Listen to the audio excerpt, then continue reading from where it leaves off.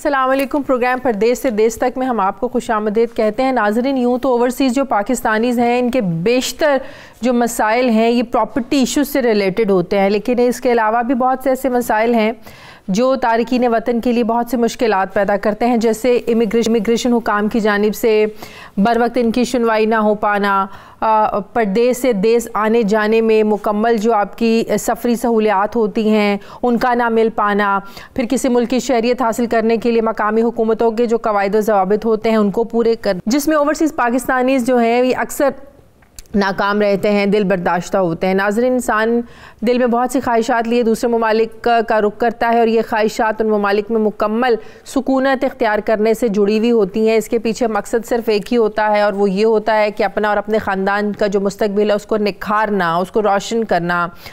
लेकिन हर मुल्क के अपने अपने क़वानीन होते हैं जिन पर पूरा उतरना तारकीन वतन के लिए ज़ाहिर लाजमी होता है, जैसे कि किसी मुल्क की शहरियत हासिल करने के लिए पहली शहरियत से दस्तबरदार होना, लेकिन अक्सर ऐसा करने पर समंदर पार जो बसे पाकिस्तानी हैं उनको देने के देने पड़ जाते हैं और उनकी जो ख्वाहिशात हैं वो अधूरी रह जाती हैं। कुछ ऐसे ही मसाइल का सामना परदेश में बसे नईम शराज को भी दरपेश है। मुतासरा शख्स नईम शराज का ताल्लुक नॉर्वे से है। बकौल नईम शराज कुछ अर्सा पहले उन्होंने नॉर्वे की शहरियत के लिए दरख्वास्त दायर की, जिस पर वहाँ की जो मकामी हुकूमत थी उन्होंने ये मौक़िफ़ इख्तियार किया कि उनके कवानीन के मुताबिक वो किसी भी शख्स को दोहरी शहरियत नहीं दे सकते।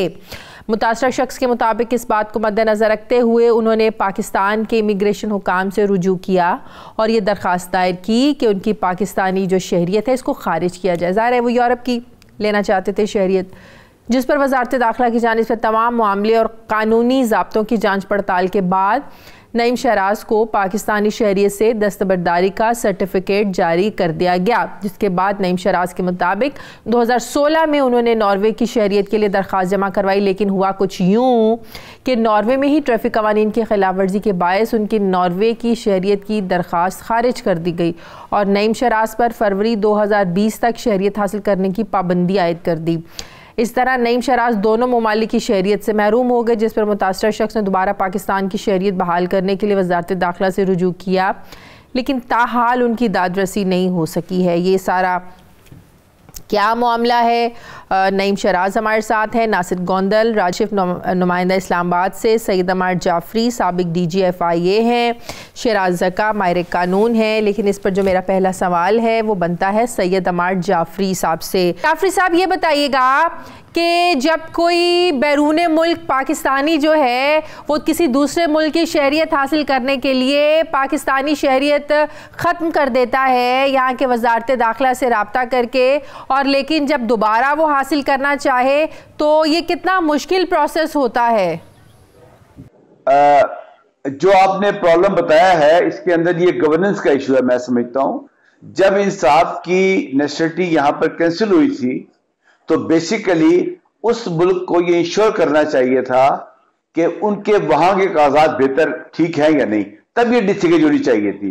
ये मसला है कि पहले क्या हो, तो मेरा ख्याल है पहले इनकी वहां की नेसेसिटी अप्रूव होती फिर ये डिस्ट्रिक्ट होती। आपका मतलब है इन्होंने जल्दी करी? आपका मतलब है इन्होंने जल्दी करी कि इनकी शहरियत जी बिल्कुल, मैं समझता हूं कि गवर्नमेंट ऑफ पाकिस्तान के एंड पे जल्दी की गई है उसको डिसंगेज करने के अंदर। लेकिन वो तो एक प्रोसेस जरूरी था ना, अगर उन्होंने अप्लाई करना था, अप्लाई करने से पहले उनको पाकिस्तानी शहरियत को खत्म करना था, वो तो शायद प्रोसेस का एक पार्ट था ना जिसको उन्हें कंप्लीट करना था।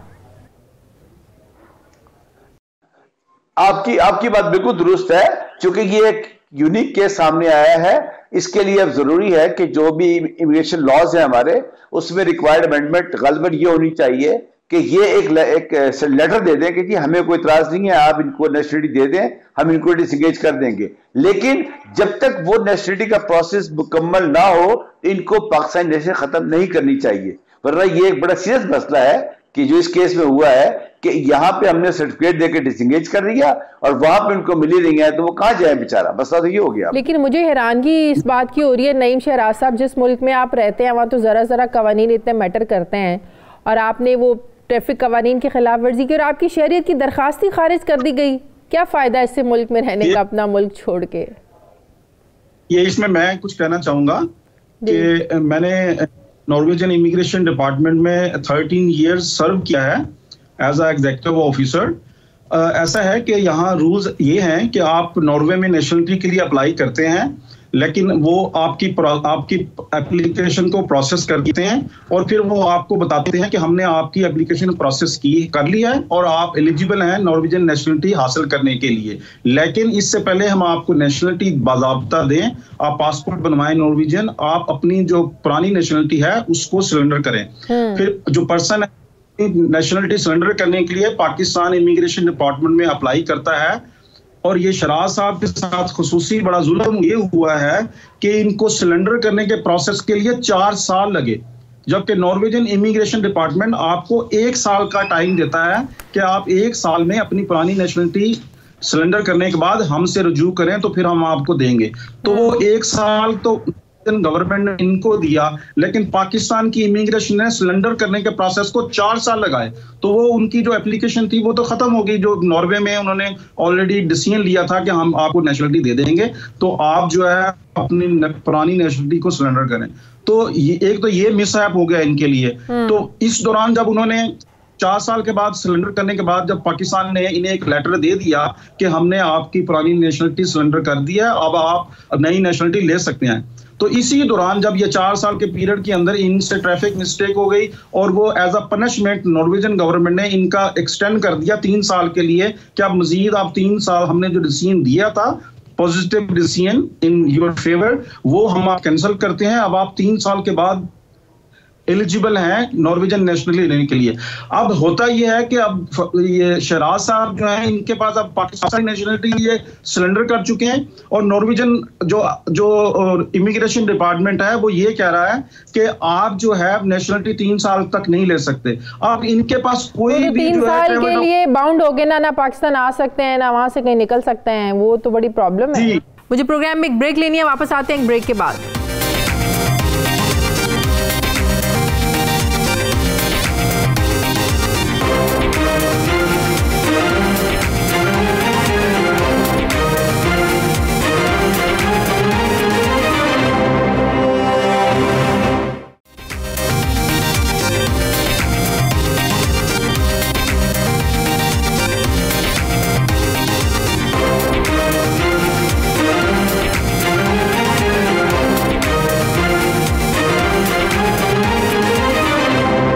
ब्रेक के बाद खुशामदीद। मैंने अभी पाकिस्तान का विजिट किया है और मैंने इमिग्रेशन डिपार्टमेंट के जो डायरेक्टर हैं उनसे खुसूसी राब्ता कायम किया, तो उन्होंने कहा कि ये तो लेजिस्लेशन का मामला है, ये तो पार्लियामेंट इसे अप्रूव करेगी तो फिर हम करेंगे, लिहाजा हम शराब क्या मतलब है एक दफा आपकी आप अपनी जो शहरियत है वो खारिज करवा दें, दोबारा नहीं हो सकती, नहीं मिल सकती? जी उन्होंने ये कहा कि ये अब एक उस प्रोसेस में चलेगी, ये जैसे आप एक अमेरिकन कोई अगर अमेरिकन सिटीजन अगर पाकिस्तान की नेशनलिटी लेना चाह रहा है तो उस तनाज़ुर में हम आपको देखेंगे और उसके लिए 3 इंटेलिजेंस एजेंसीज की क्लियरेंस चाहिए होगी और ये होगा वो होगा और आप इस प्रोसेस के लिए 2-3 साल लग जाएंगे। आपको क्या लगता है जिस तरह अमार जाफरी साहब कह रहे थे इन्होंने जल्दी की पाकिस्तानी शहरियत खत्म करने में, या वो बिल्कुल जरूरी था वो उस प्रोसेस के लिए? ये तो जरूरी था क्योंकि नॉर्वेजियन इमिग्रेशन डिपार्टमेंट ने इन्हें कहा कि we have decided to give you nationality, लेकिन इस दौरान आपको 1 साल का पीरियड दिया जाता है कि आप अपनी पाकिस्तान की नेशनलिटी को कैंसिल करवाएं। नहीं तो ये सिर्फ इतनी सी बात पे कि इन्होंने ट्रैफिक रूल्स की खिलाफवर्जी की तो इनकी एप्लीकेशन उन्होंने डिसमिस कर दी।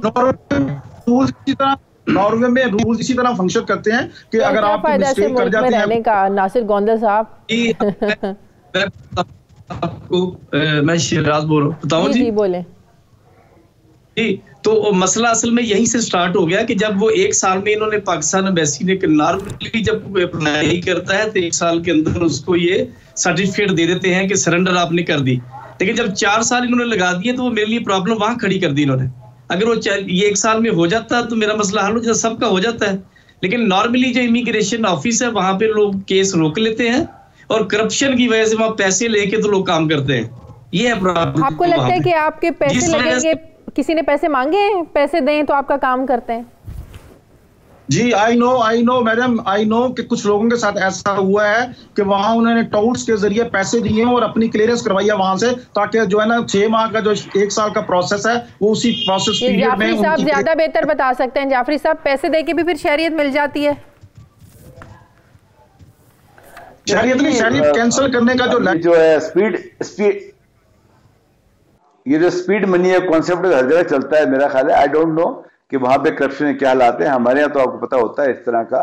लेकिन मैं समझता हूं कि इस डिस्कशन के अंदर जो बेसिक लकूना है वो गालिबन लीगली है कि अगर आप की शहरियत सरेंडर हो जाती है एक मुल्क के अंदर, तो जो मुल्क लेटर देता है, जिससे बताया जा रहा था कि जी वो कहते हैं कि हम आपको शहरियत दे रहे हैं, तो ये एक बफर पीरियड आ गया गालिबन के उस लंबे अरसे के अंदर जो वायलेशन हुई उसको उन्होंने प्रोसेस ना किया। तो मेरा ख्याल है इनको किसी इंटरनेशनल कोर्ट ऑफ जस्टिस जरूर जाना चाहिए इसके लिए कि मेरा क्या कसूर है इसके अंदर। अब चाहिए था कि जब उन्होंने लेटर इश्यू कर दिया था उनको कि जी हम आपको शहरियत दे रहे हैं, अपनी सरेंडर करवा दें, तो उसके बाद अगर कोई उससे वायलेशन हुई थी तो उनके खिलाफ उसी मुल्क के लॉ के मुताबिक मुकदमा चलना चाहिए था, न इसके कि वो न इधर के रहे उधर के रहे कि यहाँ से सरेंडर हो गया और वो उनको दे नहीं रहे हैं इसके अंदर। सही। राजा काशिफ भी हमारे नुमाइंदे इस्लामाबाद से। राजा काशिफ, ये क्या मामला है सारा? जब एक दफ़ा ये आपकी पाकिस्तानी शहरियत खारिज हो जाए, उसके बाद वो कह रहे हैं कि लोगों के काम इस तरह होते हैं, कुछ टाउट्स बैठे हैं जो पैसे लेते हैं और सारा ये प्रोसेस करते हैं। अच्छा शाजिया, जो इनके केस की मुझे ये ना चार साल इन्होंने जो है वो इंतज़ार किया कि मुझे इसका लेटर मिल जाए कि जो मैं नेशनलिटी सरेंडर की है पाकिस्तान की, उसके हवाले से। ये खुद पाकिस्तान से गए हुए हैं, पाकिस्तान के शहरी हैं नईम शराज साहब। इनको पता होना चाहिए कि पाकिस्तान में मामलात कैसे चलते हैं। जब इन्हें मालूम था, इन्हें चाहिए था, इन्होंने केस अपना प्रॉपर, जो मुझे समझ आई, इन्होंने प्रॉपर अपना केस फॉलो नहीं किया, इसलिए जो एक 6 महीने का प्रोसीजर था उसमें इन्हें 4 साल लगे। एक पहली बात तो ये। दूसरा, जो टाउटों वाली इन्होंने बात की है, पाकिस्तान में थाने कचहरी का कल्चर कुछ ऐसा ही है कि इसमें टाउट पाए जाते हैं। अब इन्हें चाहिए ये था, ये प्रॉपर अपना डीजी पासपोर्ट और इमिग्रेशन से अपना राब्ते में रहते हैं, उनसे बात करते हैं इस्लामाबाद में, और वो ताकि इन्हें प्रॉपर गाइड करते हैं। अब पासपोर्ट इमिग्रेशन का दूसरा, इनको जो जिस डायरेक्टर ने कहा है कि लेजिस्लेशन कोई नहीं होती, पाकिस्तान में भी नेशनलिटी लेने के तरीकाकार हैं, वाज़ेह हैं, बिल्कुल कवानीन में, आइन में उसकी तमाम चीज़ें दर्ज हैं। इनको नए सिरे से एक नेशनलिटी अप्लाई करनी पड़ेगी पाकिस्तान के लिए, और ये बिल्कुल ठीक है, इनकी वेरिफिकेशन होंगी। जिस तरह इनको नॉर्वे की शाजिया लेने के लिए नेशनलिटी पापड़ बेलने पड़ते हैं ना, इस तरह पाकिस्तान की नेशनलिटी भी कोई इतनी आसान नहीं है कि वो हर बंदे को उठा के नेशनलिटी दे दें। अब एक दफ़ा ये सरेंडर कर चुके हुए हैं, इसलिए इन्हें अपनी नेशनलिटी दोबारा लेने के लिए अपने अजीज़ो अकारब उनके हवाले देने पड़ेंगे, सारे अपने डॉक्यूमेंट्स देने पड़ेंगे, और उसके बाद कोई इशू नहीं है कि इन्हें नेशनलिटी नहीं मिल सकती दोबारा। लेकिन इन्हें केस फॉलो करना पड़ेगा और उसको प्रॉपर इन्हें लीगली तरीके से फॉलो करना पड़ेगा। अपना कोई लीगल नुमाइंदा इधर इनको मुंतखब करना पड़ेगा, जो फॉरेन डेस्क है इंटीरियर मिनिस्ट्री का, वहाँ पर जाके इनके तमाम जो कागजात है उसको फॉलो करे, उसको इनकी पावर उतारनी हो ताकि ये जाके प्रॉपर उसको देख सके। लेकिन ये वहाँ से बैठ के 4 साल अगर ये मैनेज नहीं कर सके, तो यहाँ पे इनका अगर कोई नुमाइंदा होता जिसको इन्होंने अथॉरिटी दी होती, तो इनका केस 6 महीने में ख़त्म हो जाता और इनको आज इन मसाइल का सामना नहीं करना पड़ता।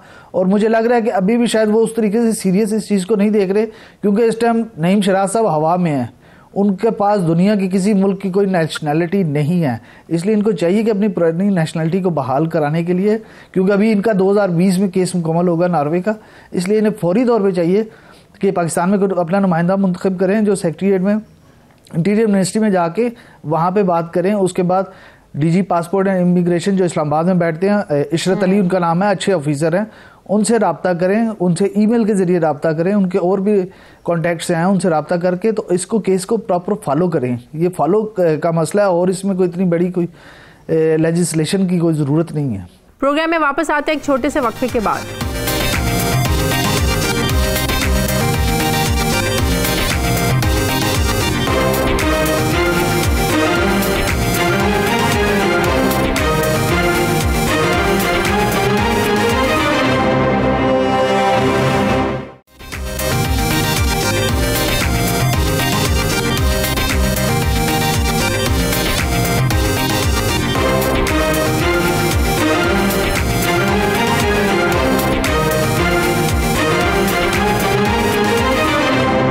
Welcome back. कानूनी तौर पर शराज अकर साहब, आप क्या कहते हैं, दोबारा पाकिस्तानी शहरियत लेने के लिए क्या करना चाहिए? देखें, ये मामला बड़ा सिंपल है, इस पे ऑलरेडी कानून बना हुआ है।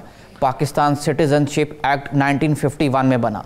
उसके अंडर फेडरल गवर्नमेंट ने पाकिस्तान सिटीज़नशिप रूल्स 1952 में बनाए, जिसका रूल नंबर 19B ये कहता है कि अगर सिटीज़नशिप को दोबारा रिज्यूम करना है तो इनको फौरी तौर पर चाहिए कि ये नॉर्वे में जो पाकिस्तान की जो एम्बेसी है उसके जो कौंसलर जनरल जो है उसको दरख्वास्त देंगे और वाई फॉर्म जो है वो फिल करेंगे, और वाई फॉर्म फिल करके उस कौंसलर जनरल को, जहाँ पे नॉर्वे में जो पाकिस्तान की एम्बेसी है, कौंसलर जनरल उसको वाई फॉर्म सबमिट करेंगे दरख्वास्त के साथ। दूसरी इनके पास ऑप्शन ये है कि director general immigration passport office में दरख्वास्त दें। अगर वो प्रोसेसिंग नहीं कर रहा उनकी दरख्वास्त को, तो फिर ये उस वहाँ पे लाहौर हाई कोर्ट में या इस्लामाबाद हाई कोर्ट में, जहाँ पे ये रिहाइश पजीर हैं या वहाँ पे पहले थे, तो वहाँ पे रिट जुरिस्डिक्शन के दरवाजे खटखटाएंगे और under article 199 of constitution of Pakistan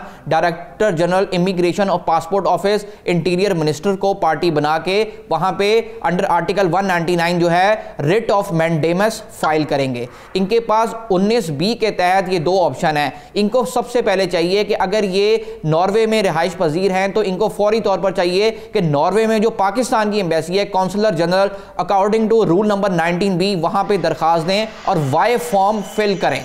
अगर ये वाई फॉर्म फिल करेंगे तो इसकी उस स्पेसिफिक ड्यूरेशन के अंदर इनकी जो नेशनलिटी है वो रिज्यूम हो जाएगी। और अगर ये इस ऑप्शन को एक्सरसाइज नहीं कर सकते तो इनको फौरी तौर पर चाहिए immigration passport office director general को वहां पे दरख्वास्त दें। अगर वो दरख्वास्त इनकी ये प्रोसेसिंग नहीं करता 1-2 महीने तक, तो इनको फौरी तौर पर चाहिए कि article 199 of constitution of Pakistan के मुताबिक वहां पे रिट ऑफ मैंडेमस फाइल करें। अगर ये लाहौर के रिहाइश पजीर थे तो लाहौर में फाइल करें, अगर ये इस्लामाबाद में रिहाइश पजीर हैं तो इस्लामाबाद हाई कोर्ट में रिट फाइल करें अंडर आर्टिकल 199। इसे कहते हैं रिट ऑफ मैंडेमस। गोंदल साहब कुछ कहना चाह रहे हैं? Writ of mandamus. जी गोंदल साहब, ये मैं कहना चाहूंगा कि the first of all Sharaj साहब ने एम्बेसी ऑफ पाकिस्तान नॉर्वे में राब्ता कायम किया था और वहाँ जो फर्स्ट सेक्रेटरी हैं मैडम तैयबा अब्बासी उनका नाम है, उनसे राब्ता कायम किया था।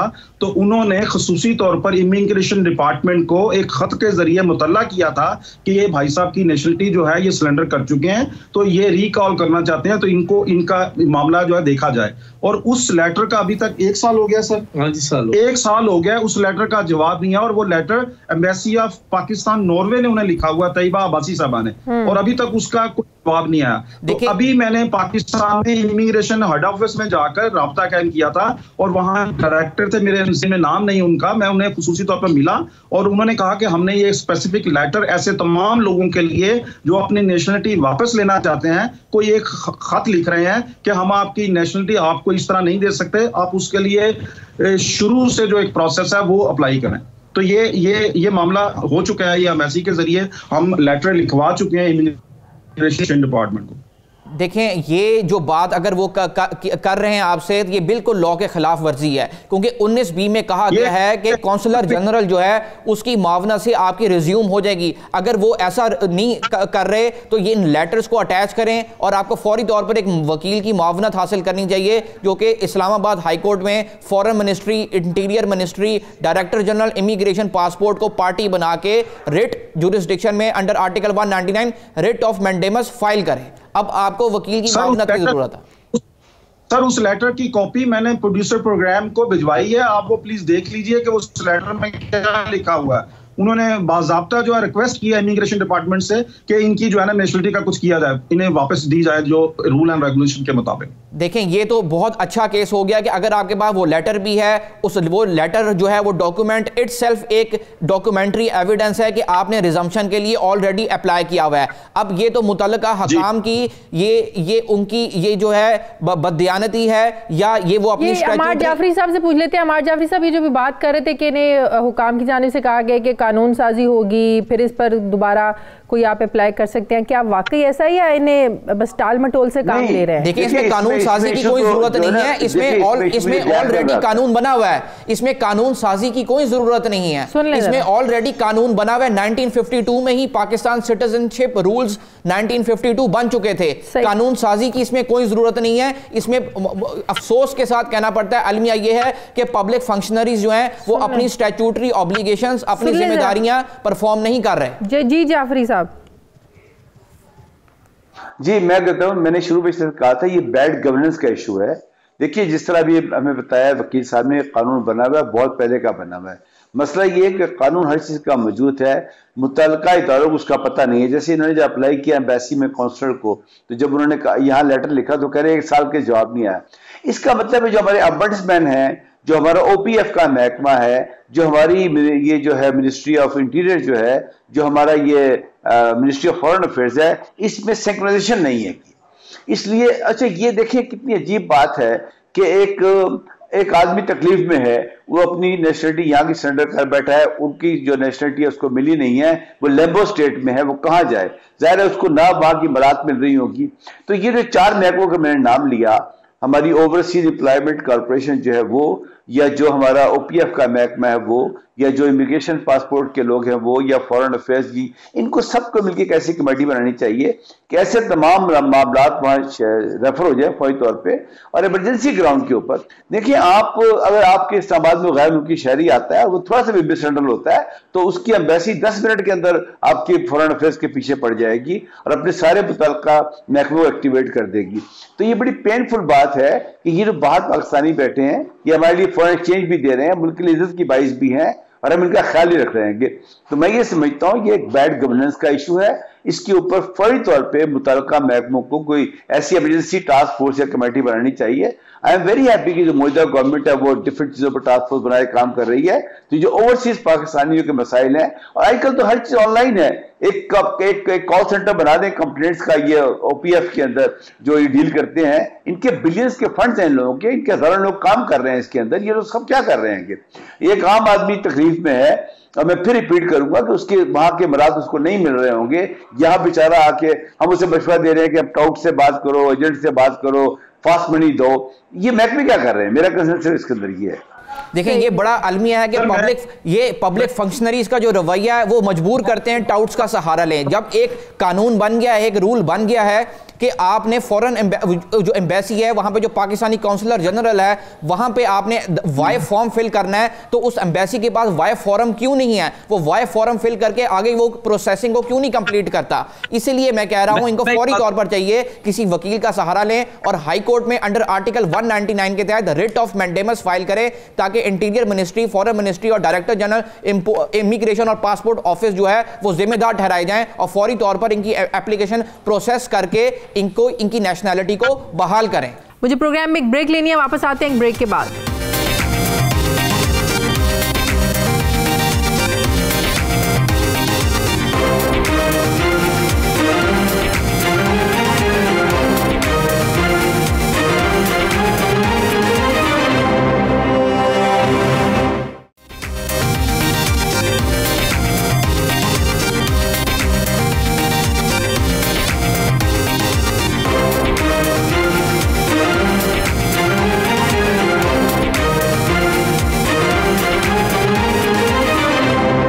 ब्रेक के बाद खुशामदीद। सही, नईम शराज साहब बात करना चाह रहे हैं इस पे। मैं कहना चाहता हूँ कि 4 साल हो गए हैं, मेरी वालदा सख्त बीमार हैं और मैं उनको नहीं देख पा रहा, मैं जा नहीं सक रहा यहाँ से। अब मुझे इसका जवाब कौन देगा? कौन? मैं सिर्फ इस चक्कर में बैठा हूँ कि वहां से मुझे ये जवाब मिलता है, यहाँ से ये मिलता है ना, यहाँ से मुझे फारिग अभी देनी नहीं है, और वहां से वो जो कहते हैं कि आप तो हमारे नेशनल ही नहीं है। तो अब मैंने अपनी वालदा को देखना, 4 साल से वो बीमार है, मैं जा नहीं पा रहा। मुझे पता है इसका कौन जवाब दे, कौन जिम्मेदार है इसका, किसके जिम्मे मैं लगाऊंगी? अच्छा, ये किसकी वजह से? शराज साहब, क्या ऐसा भी होता है कि अगर शहरियत नहीं है तो ये विजिट वीजा अप्लाई करके तो पाकिस्तान आ सकते हैं? पाकिस्तान आने पर पाबंदी तो नहीं लग गई ना? देखें, ये विजिट वीजा तो ये अप्लाई कर सकते हैं, लेकिन मसला सिर्फ ये है कि इस वक्त इनका स्टेटस है alien, he is an alien. ये इनके पास किसी भी मुल्क की शहरी नहीं है, शहरियत नहीं है, ये एक अजनबी शख्स हैं, he is a stranger, he is an alien. और ये कितना अलमिया है इनके साथ कि इनकी जो शहरियत है वो रिज्यूम नहीं की जा रही, जबकि पूरा डॉक्यूमेंट्री एविडेंस भी है इनके पास कि ये एक ऑलरेडी पहले पाकिस्तान के शहरी रह चुके हैं और इनको अपनी शहरी इस वजह से छोड़ना पड़ी क्योंकि नॉर्वे की रूल्स ऐसे थे कि इनको अपने पुराने मुल्क की नेशनलिटी छोड़ने पर मजबूर हो गए। लिहाजा इनको चाहिए कि ये अपनी वालदा की तरफ से रिट पिटीशन फाइल करें इस्लामाबाद हाई कोर्ट में या जहां पे भी वो रहाइश पजीर है उनकी वालदा, उनकी तरफ से ये रिट फाइल करें ताकि इनकी नेशनलिटी बहाल हो और ये इस काबिल हो जाए कि बतौर पाकिस्तानी नेशनल ये अपने मुल्क वापस सही सलामत जा सकें। जी कौंदल साहब। जी, मैं ये कहना चाहूंगा कि जैसे अभी डायरेक्टर FIA ने कहा कि OPF का एक किरदार होना चाहिए, तो अभी लास्ट वीक इस्लामाबाद में मैं जो DG OPF हैं डॉक्टर आमिर शेख, उनके ऑफिस में जाकर उन्हें मिला और उनसे जाकर मैंने ये सवाल किया कि OPF का क्या काम है, क्या OPF ने हमारे लिए ओवरसीज पाकिस्तानी के लिए कभी कुछ किया है? तो उन्होंने मुझे जवाब दिया कि जी हम 20-25 स्कूल हम चला रहे हैं और कोई जो हाउसिंग सोसाइटीज को फॉलो अप करते हैं। इसके अलावा उन्होंने मुझे कोई ऐसी बात नहीं बताई जिससे हमें जो है ना कोई रिलीफ मिल सके या ओवरसीज पाकिस्तानी के लिए उन्होंने ऐसा कोई काम किया हो, ऐसा कोई कम्बिनेशन बनाया हो जिसकी हमारी प्रॉब्लम को कभी सॉल्व किया गया हो। तो उन्होंने कहा जी मैं बात करूंगा जो है इमिग्रेशन डिपार्टमेंट से कि ये आपका जो मसला है ये खुसूसी तौर पर हल किया जाए। लेकिन ऐसा OPF का कोई ऐसा किरदार नजर नहीं आता कि जिससे कहीं भी जो ओवरसीज पाकिस्तानी है उन्हें रिलैक्सेशन मिले या ऐसा कोई कम्बिनेशन, कोई ऐसा कोई काउंटर बना हो जहां ओवरसीज पाकिस्तानी के मसाइल अभी तक हल हो सके। तो ये तो बहुत बड़ा अलमिया है। और दूसरी बात ये है, अप्लाई किया है, विजिट वीजा तो अप्लाई करके जा सकते हैं, अगर इतनी इमरजेंसी अपनी वालदा के लिए जाना है वो तो जा सकते हैं ना। नहीं है, जब आपके पास ट्रैवल डॉक्यूमेंट नहीं है तो विजिट वीजा आप किस पर स्टैम्प करवाएंगे? ये तो पॉसिबल ही नहीं है। दूसरी बात ये है कि नॉर्वेजियन गवर्नमेंट ने अभी डिसाइड किया है कि तमाम वो गैर मुल्की जो नॉर्वे में रहते हैं वो ड्यूअल नेशनलिटी रख सकते हैं। उसके लिए जो पार्लियामेंट ने इसकी इजाजत दे दी है। आजकल काम हो रहा है लेजिस्लेशन का, जो रूल एंड रेगुलेशन बनाए जा रहे हैं, तो नेक्स्ट ईयर से ये एप्लीकेबल होगा तमाम पाकिस्तानी जो नॉर्वे में रहते हैं उन पर। तो क्या हमारे जो इमिग्रेशन डिपार्टमेंट है इन्होंने ऐसी को पॉलिसी बना ली है कि अभी 30,000 लोग आएंगे पाकिस्तानी नेशनलिटी वापस लेने के लिए, तो उनके लिए क्या ऐसा ही 3-4 साल मंसूबा होगा कि वो अपनी नेशनलिटी वापस ले सकेंगे? नॉर्वेजियन गवर्नमेंट ने तो फैसला कर लिया है पार्लियामेंट ने और अभी उसकी रूल रेगुलेशन बनाए जा रहे हैं और नेक्स्ट ईयर 2020 में वो एप्लीकेबल होगा। तो ये अब मैं जो PTI की जो गवर्नमेंट है इससे इस्तदा करता हूं कि अब अगले साल जब हम अप्लाई करेंगे कि हमारी नेशनलिटी बहाल की जाए या हमें वापस दी जाए, तो उससे पहले वो कानून साजी बना लें, कर लें, ताकि हमें किसी किस्म की मुश्किल का सामना ना करना पड़े। तो ये प्लीज ये जो सुन रहे हैं, जो इमिग्रेशन डिपार्टमेंट के अफरीदी साहब जो हमारे मिनिस्टर हैं, तो वो इसके लिए प्लीज कुछ काम करें। अमार जाफरी साहब, आप इस पर क्या मशवरा देंगे? मैं भी सिर्फ ये कहूंगा कि ये बड़ा अच्छा है आपका चैनल जो इश्यूज को खड़े कर रहा है। इसकी जो वीडियो है ये भेजी तय तमाम मुतल्लिका महकमों को, ये बड़े अच्छे मशवरे आ रहे हैं इसके ऊपर। मैं भी इसमें कोशिश करता हूँ आपके चैनल के साथ मिलके कि ये इस वक्त हमारे जो गैप्स हैं, ये सब चीजें गैप्स की हैं। देखिए लॉज मौजूद हैं, मजे की बात ये, इदारे मौजूद हैं, लेकिन ये जिनके लिए बने हैं वो लोग परेशान हैंगे। अब मेरा जाती ख्याल ये है कि अगर इनकी वालदा बीमार है, ये फौज तो आना चाहते हैं, तो ये एम्बेसी से रब्ता करें। एक इमरजेंसी पासपोर्ट होता है, जिस तरह किसी का पासपोर्ट खो जाए अगर, तो उसे कहते हैं तुम एक उसे लैंडिंग परमिट कहते हैं कि जी आप लैंडिंग परमिट पे आ जाएं, तो हम भी इनकी मदद करेंगे। पासपोर्ट वो आसानी से मिल जाता है। ग्राउंड है ये, जी वो मिल जाता है। एम्बेसी के पास जाएं, ये उनको कहे कि जी मेरे साथ ये केस हो गया, पासपोर्ट मेरे कहीं भी नहीं है, सही का एलियन है इस वक्त, तो वो इनको एक उसे लैंडिंग परमिट कहते हैं। वो लैंडिंग परमिट उनका एयरपोर्ट भी ऑनर करेगा। उस लैंडिंग परमिट के ऊपर ये इधर आए इस मुल्क के अंदर, और यहाँ आकर वो FIA को बताएं कि जी हमें लैंडिंग परमिट मिला है इसके ऊपर और ये हमने फिर जाना है इसके ऊपर। ये बिल्कुल ठीक बात हो रही है। वो इमरजेंसी पासपोर्ट की हैसियत भी विजिट वीजे की तरह ही होती है। तो ये बिल्कुल ठीक बात करें जाफरी साहब कि इमरजेंसी पासपोर्ट जो होती है वो इनको मिल सकते हैं, उसकी हैसियत भी एक विजिट वीजे की तरह ही होती है। जिसना किसी ने कहा कि desperate times call for desperate measures, अब उन डेस्परेट मेजर्स के तौर पर इनको इमरजेंसी पासपोर्ट मिल सकता है। लेकिन बड़े अफसोसनाक बात है कि डायरेक्टर जनरल इमिग्रेशन और पासपोर्ट ऑफिस इनकी दरखास्त को क्यों नहीं प्रोसेस कर रहे हैं। ये एक बहुत बड़ा अलमिया है सरकारी इदारों पर कि ये अपनी जो जिम्मेदारियां हैं, अपनी स्टैट्यूटरी ऑब्लिगेशंस जो हैं वो क्यों नहीं परफॉर्म करें। ये एक अलमिया है। काशिफ आप इस पे जी जब मैं गया था जहाँ एप्लीकेशन दी थी तो मैंने उनको ये भी रिक्वेस्ट की थी कि मुझे वक्ती तौर पे पास कोई ट्रैवल डॉक्यूमेंट दें। उन्होंने इनकार कर दिया, तक पाकिस्तान से कोई जवाब नहीं आता, आपको कुछ भी हम दे सकते। तो मुझे वो उसका भी जवाब दे चुके हैं वो एम्बेसी वाले भी। अच्छा। तो काशिफ इस सिलसिले में आपकी कुछ इमिग्रेशन हुकाम से बात हुई के केसेस को कैसे डील करते हैं? जैसे इमीडिएट डॉक्यूमेंट अगर आपको चाहिए ट्रैवल करने के लिए, पासपोर्ट चाहिए, तो उसका क्या प्रोसेस होता है? जी शाजी, इस वाले से जो इमिग्रेशन डिपार्टमेंट है उनका कहना है कि जो पाकिस्तानी कवानीन है उसके मुताबिक, जैसे उन कवानीन के मुताबिक हम फॉलो करते हैं। कोई हमें दरख्वास्त आती है उस पर अमल करते हैं, लेकिन फ़िज़िकली ऐसा है कि कोई दरख्वास्त आती है जब कोई बाहर से बैरून मुल्क से आती है, असल में इसका प्रोसीजर जो है वो बड़ा अजीब सा है कि वहाँ से फर्स्ट सेक्रेटरी जो तैयबा अब्बासी हैं उन्होंने वो दरख्वास्त भेजी होगी फ़ॉरेन ऑफिस को, यहाँ से वो फ़ॉरेन ऑफिस से होती हुई जो है वो इंटीरियर मिनिस्ट्री गई होगी, इंटीरियर मिनिस्ट्री के बाद वो सेक्रेटरी इंटीरियर से होती हुई डीजी पासपोर्ट के पास आई होगी। वो इतने लंबे प्रोसीजर में वो फाइलें पड़ी रहती हैं, चलती नहीं हैं, और इस वजह से जो है उसमें तख़ीर का शिकार होती हैं। इनको चाहिए ये कि शादी हमारी इसकी वेबसाइट बनी हुई है इमिग्रेशन की, उसमें तमाम नंबर्स मौजूद हैं। इन्हें डायरेक्ट डीजी इमिग्रेशन के ऑफिस में फ़ोन वहाँ से करना चाहिए और उन्हें अपना मसला बताना चाहिए।